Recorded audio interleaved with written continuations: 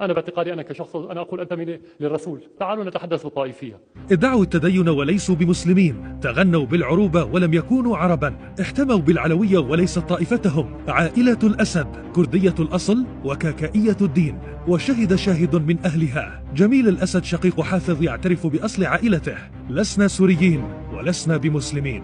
سنة 1993 وبالتحديد في منزل جميل الأسد بالقرداحة، كشف شقيق حافظ الأسد للمؤرخ العراقي عز الدين رسول خلال لقاء جمعهما عن أصول عائلته التي تنحدر بحسب شهادة جميل من أصول كردية في قضاء خنقين على الحدود الإيرانية العراقية، وتدين بالكاكائية وهي ديانة تنتشر بين العراق وإيران. منذ وصول حافظ الأسد إلى حكم سوريا بانقلاب عسكري سنة 1970 لا تزال أصول عائلته مثار جدل بين السوريين والمؤرخين، فالبعض يرد أصولها لمدينة أصفهان الإيرانية والتي اتجهت إلى كيليكيا في تركيا، ثم انتهى المطاف بها في بلدة القرداحة على الساحل السوري بعد وصول سليمان جد حافظ الأسد.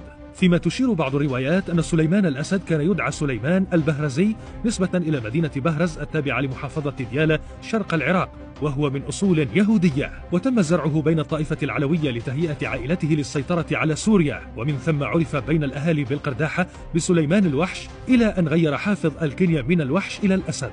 وغيرها من المعلومات المتضاربة التي لا تستند إلى ركائز موضوعية، لكن شهادة ابن العائلة للمؤرخ العراقي يقطع الشك باليقين.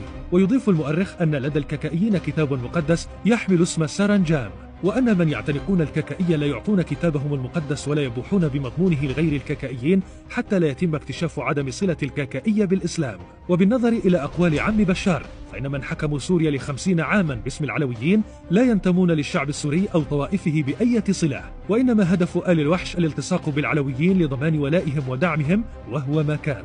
فنظام الأسد ومنذ أن وطئ عرش سوريا في سبعينيات القرن الماضي تجنب الحديث عن أصوله بشكل علني، وإنما قاد لعبة طائفية بدأها حافظ الأسد بانقلابه العسكري على أساس طائفي تحت مظلة حزب البعث، مرورا بإذكاء اجتماعي لبعض العلويين من غير آل الأسد لإشعارهم بالانتماء إلى سلالة الحاكم وتفضيلهم عن غيرهم في مؤسسات الدولة خصوصا العسكرية والمخابراتية منها، انتهاء باستغلالهم في عهد بشار لخوض حربه ضد الشعب السوري بأكمله.